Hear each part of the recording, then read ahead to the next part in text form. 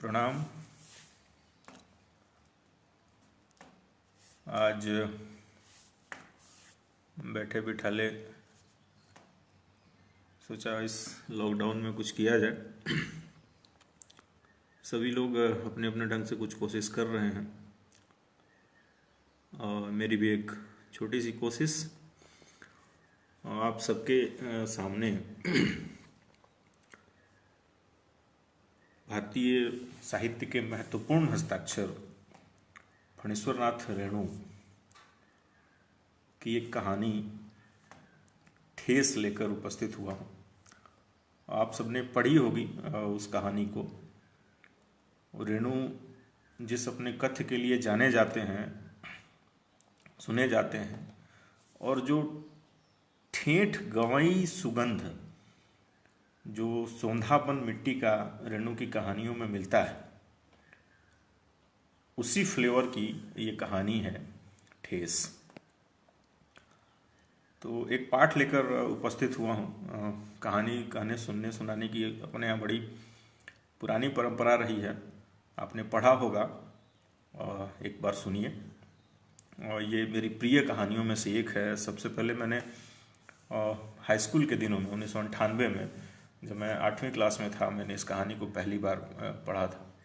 और तब से लेकर आज तक कितनी बार इस कहानी को पढ़ा, अपने ढंग से पढ़ा, और हर बार ये कहानी दिल के करीब रही है, छूती है। और कभी कभी तो इतनी भावनात्मक स्तर से ये कहानी मुझसे जुड़ी हुई है कि पढ़ने के दौरान भावुक हो जाता हूँ, और वो चेहरे पर और आँखों में वो भाव जो है स्पष्ट दिखते हैं। कोशिश करूँगा आज उतना भावुक न हो लेकिन कहानी है तो है अब। तो आइए शुरू करते हैं रेणु की कहानी, फणीश्वरनाथ रेणु की कहानी ठेस। सुनिए इस कहानी को। और फिर खेतीबाड़ी के समय गांव के किसान सिरचन की गिनती नहीं करते। लोग उसको बेकार ही नहीं बेगार समझते हैं, इसलिए खेत खलिहान की मजदूरी के लिए कोई नहीं बुलाने जाता सिरचन को। क्या होगा उसको बुलाकर? दूसरे मजदूर खेत पहुंचकर जब 1/3 काम कर चुकेंगे, तब कहीं सिरचन राय हाथ में खुरपी डुलाता दिखाई पड़ेगा, पगडंडी पर तौल तौल कर पांव रखता हुआ। धीरे धीरे मुफ्त में मजदूरी देनी हो तो और बात है। आज सिरचन को मुफ्तखोर, कामचोर या चटोर कह ले कोई। एक समय था जबकि उसकी मड़ैया के पास बड़े बड़े बाबू लोगों की सवारियां बंधी रहती थी। उसे लोग पूछते ही नहीं थे, उसकी खुशामद भी करते थे। अरे सिरचन भाई, अब तो तुम्हारे ही हाथ में कारीगरी रह गई है सारे इलाके में। एक दिन समय निकाल कर चलो, कल बड़े भैया की चिट्ठी आई है शहर से, सिरचन से एक जोड़ा चेक बनवा कर भेज दो। मुझे याद है मेरी माँ जब कभी सिरचन को बुलाने के लिए कहती, मैं पहले ही पूछ लेता, भोग क्या क्या लगेगा। माँ हंस कर कहती, जा जा, बेचारा मेरा काम में पूजा भोग की बात नहीं उठाता कभी। ब्राह्मण टोली के पंचानन चौधरी के छोटे लड़के को एक बार मेरे सामने ही बेपानी कर दिया था सिरचन ने। तुम्हारी भाभी नाखून से खाट कर तरकारी परोसती है, और इमली का रस डालकर कढ़ी तो हम कहार कुहार की घरवाली बनाती है। तुम्हारी भाभी ने कहाँ से सीखा? इसलिए सिरचन को बुलाने से पहले मैं माँ को पूछ लेता। सिरचन को देखते ही माँ हुलस कर कहती, आओ सिरचन, आज नैनू मत रही थी तो तुम्हारी याद आई। घी की दाढ़ी के साथ चूड़ा तुमको बहुत पसंद है ना? और बड़ी बेटी ने ससुराल से संवाद भेजा है, उसकी ननद रूठी हुई है मोती की शीतल पार्टी के लिए। सिरचन अपनी पनियाई जीभ को संभाल कर हंसता, घी की सुगंध सूंघकर आ रहा हूँ काकी, नहीं तो इस शादी ब्याह के मौसम में दम मारने की भी छुट्टी कहाँ मिलती है। सिरचन जाति का कारीगर है। मैंने घंटों बैठकर उसके काम करने के ढंग को देखा है। एक एक मोती और पटेर को हाथ में लेकर बड़े बड़े जतन से उसकी कुची बनाता, फिर कुचियों को रंगने से लेकर सुतली सुलझाने में पूरा दिन समाप्त। काम करते समय उसकी तन्मयता में जरा भी बाधा पड़ी कि गेहूं सांप की तरह फुफकार उठता। फिर किसी दूसरे से काम करवा लीजिएगा, सिरचन मुंहजोर है, कामचोर नहीं। बिना मजदूरी के पेट भर भात पर काम करने वाला कारीगर, दूध में कोई कठिनाई मिले कोई बात नहीं, किंतु बात में जरा भी झाल वह बर्दाश्त नहीं कर सकता। सिरचन को लोग चटोर भी समझते हैं। तली भगारी हुई तरकारी, दही की कढ़ी, मलाई वाला दूध, इन सब का प्रबंध पहले कर लो, तब सिरचन को बुलाओ, दुम हिलाता हुआ हाजिर हो जाएगा।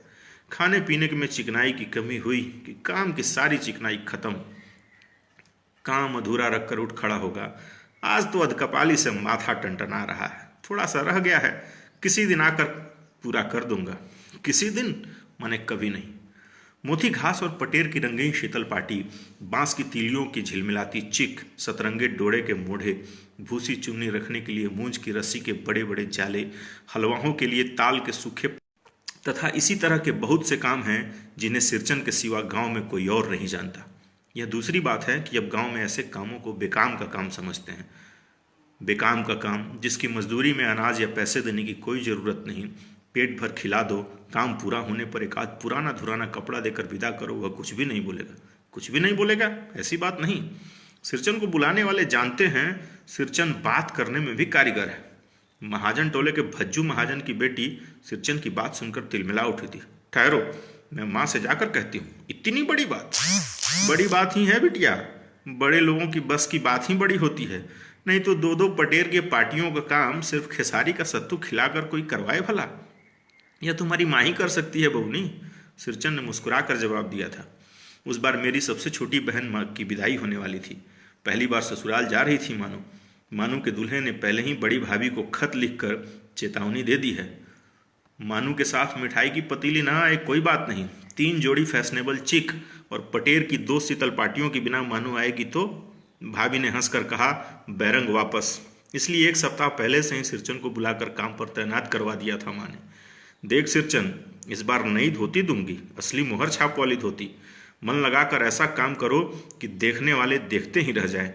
पान जैसी पतली छुरियों से बांस की तीलियों और कमानियों को चिकनाता हुआ सिरचन अपने काम में लग गया। रंगीन सुतलियों के झब्बे डालकर वह चिक बुनने बैठा। 1.5 हाथ की बुनाई देखकर ही लोग समझ गए कि इस बार एकदम नए फैशन की चीज बन रही है जो पहले कभी नहीं बनी। मंजली भाभी से नहीं रहा गया, पर्दे के आड़ से बोली, पहले ऐसा जानती कि मोहर छाप वाली धोती देने से ही अच्छी चीज बनती है तो भैया को खबर भेज देती। काम में व्यस्त सिरचन के कानों में बात पड़ गई।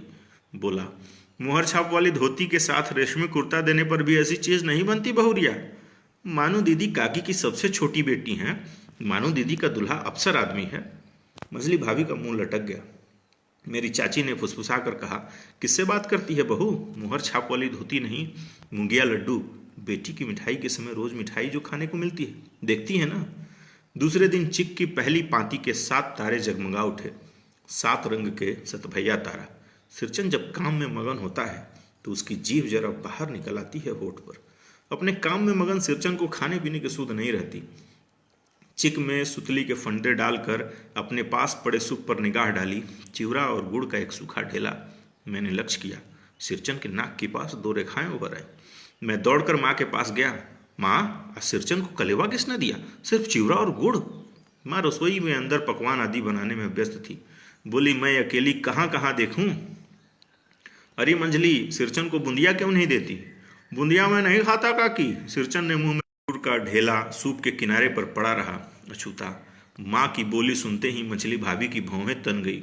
मुट्ठी भर बूंदिया सूप में फेंक कर चली गई। सिरचन ने पानी पी पी कर कहा, मंजली बहू रानी, अपने मैके से आई हुई मिठाई भी इसी तरह हाथ खोलकर बांटती हैं क्या? बस। मजली भाभी अपने कमरे में बैठकर रोने लगी।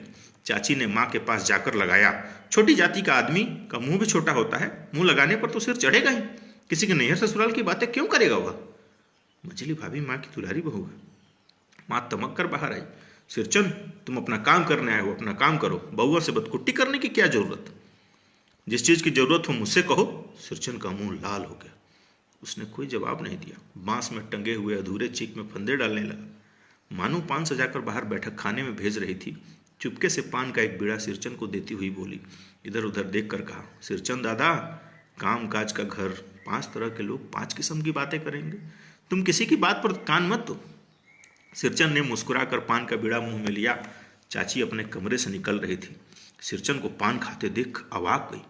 सिरचन ने चाची को अपनी ओर अचरज से घूरते देखकर कहा, छोटी चाची, जरा अपनी डिबिया का गमकौआ जर्दा तो खिलाना। छोटी चाची कई कारणों से सिरचन से जली भुनी रहती थी। आज ऐसा मौका फिर कभी नहीं मिलने वाला था। चटोर कहीं के, अपने घर में भी डिबिया का गमकौआ जर्दा खाते हो? मेरा कलेजा धड़क उठा। बस। सिरचन की उंगलियों में सुतली के फंदे पड़ गए। मानो कुछ देर वह चुपचाप बैठा पान को मुंह में घुलाता रहा। फिर अचानक उठकर पिछवाड़े में पीक थुकाया। अपनी छुरी, हंसिया वगैरह समेट संभाल कर झोले में रखी टंगी हुई अधूरी चिक पर निगाह डाली और हनहनाता हुआ आंगन के बाहर निकल गया। चाची बड़बड़ाई, अरे बाप रे बाप, इतनी तेजी, कोई मुफ्त में तो काम नहीं करता। 8 रुपए में मुहर छाप वाली धोती आती है। इस मुझौसे के मुंह में न लगाम है न आंख में शील। पैसा खर्च करने पर सैकड़ों चीख मिलेंगी। बातल टोली की औरतें सिर पर गट्ठर लेकर गली गली मारी फिरती हैं। मानो कुछ नहीं बोली, चुपचाप अधूरी चीख को देखती रही। सातों तारे मंद पड़ गए। माँ बोली, जाने दे बेटी, जी छोटा मत कर, मेले से खरीद कर भेज दूंगी। मानू को याद आया, विवाह में सिरचन के हाथ की शीतल पाटी दी थी माँ ने। ससुराल वालों ने न जाने कितनी बार खोल कर दिखाया था पटना और कलकत्ता के मेहमानों को। वह उठकर बड़ी भाभी के कमरे में चली गई। मैं सिरचन को मनाने गया। देखा, एक फटी शीतल पाटी पर लेटकर वह कुछ सोच रहा है। मुझे देखते ही बोला, बबुआ जी अब नहीं। कान पकड़ता हूँ, अब नहीं। मुहर छाप वाली धोती लेकर क्या करूँगा, कौन पहनेगा। ससुरी खुद मरी, बेटे बेटियों को भी ले गई अपने साथ। बबुआ जी, मेरी घरवाली जिंदा रहती तो मैं ऐसे दुर्दशा न भोगता। उस शीतल पाटी उसी की बनी हुई है। इस शीतल पाटी को छू कर कहता हूँ, अब यह काम नहीं करूँगा। गांव भर में तुम्हारी हवेली में मेरी कदर होती थी, अब क्या। समझ गया, कलाकार के मन में ठेस लगी है, अब वह नहीं आ सकता। बड़ी भाभी अधूरी चीख में रंगीन छींट की झालर लगाने लगी। यह भी बेजा नहीं दिखलाई पड़ता, क्यों मानू।